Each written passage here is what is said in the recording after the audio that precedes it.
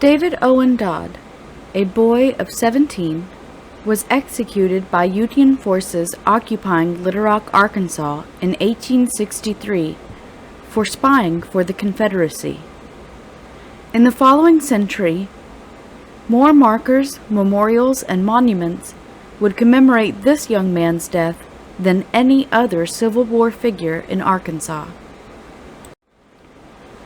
But who was David O. Dodd? And what about his story drew so much attention?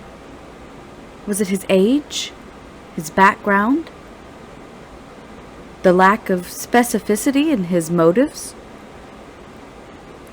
Or was it simply the workings of fate that led him to the gallows? David was born in Lavaca County, Texas on November 10, 1846, to Andrew and Lydia Dodd, the only boy of 4 children. When he was 16, the family resettled in Little Rock, Arkansas. David attended St. John's Masonic College. The school was located just east of the Little Rock Arsenal on the edge of town. However, his time there was short-lived due to contracting malaria and being forced to withdraw. After leaving school, David and his father moved to Monroe, Louisiana. Andrew Dodd had taken on a sutler position with the 3rd Arkansas Regiment. David took a job at a telegraph office that was majorly controlled by Confederate forces. David and his father remained in Louisiana for several months. This time allowed David the opportunity to learn Morse code and telegraph operations. At the end of 1863, the Civil War had been raging for almost 2 full years. Arkansas had seceded from the United States in May of 1861. Battles within the state at Pea Ridge and Prairie Grove, both Union victories, forced Confederate troops to abandon Little Rock in September 1863. David returned to Little Rock to help his sisters and mother relocate behind Confederate lines. However, he was not successful. David and the women of the family remained in Little Rock until Andrew Dodd was able to return and take them on to Camden, Arkansas, in the early part of December of 1863. Camden, being in the southern portion of the state, remained under Confederate control. Later that month, Andrew Dodd sent David back into Little Rock to deliver letters to his business associates in town. In order to enter Union lines, David had to receive a pass from a commanding officer while he was in Camden. This pass, along with a birth certificate verifying that he was too young to be in the military, allowed him to enter Little Rock on December 24, 1863. 17-year-old David O. Dodd left Little Rock on December 28th, after completing the business for his family and visiting friends and relatives. Outside of Little Rock, he showed his pass to a Union soldier on guard duty, and explained he was heading south to rejoin his family. The guard took his pass, telling Dodd that he no longer needed it, and allowed him to continue. Unfortunately, David took a detour to visit his uncle.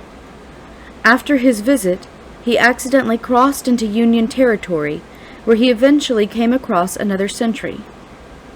Having given up his pass, he was not allowed to continue, but was taken by the sentry to confirm his story with the guard he claimed had taken his pass. That guard was no longer on duty, and the sentry with David became suspicious. He was taken to the 10-Mile House. He was searched and was found to possess a notebook among a few other items.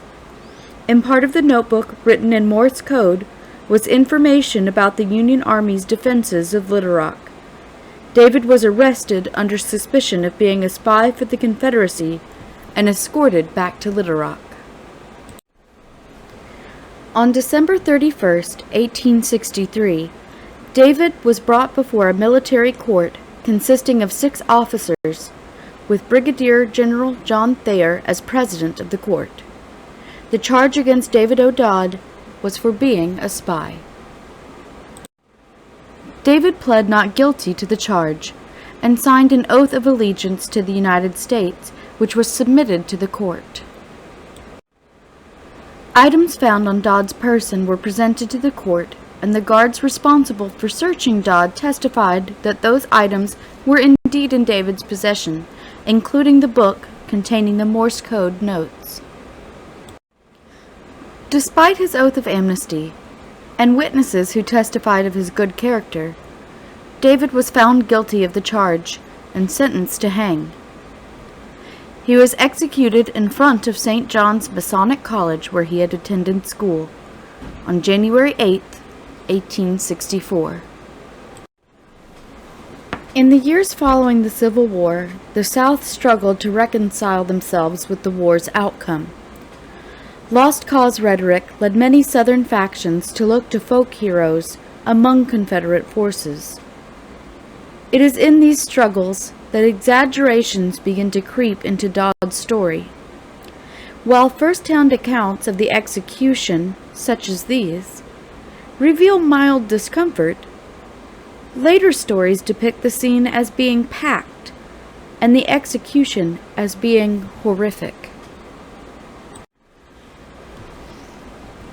Some accounts of David's story go so far as to say that he had a chance to save his life at the gallows by revealing an accomplice, but chose to die rather than betray a friend. They liken him to Christ, being tempted by Satan.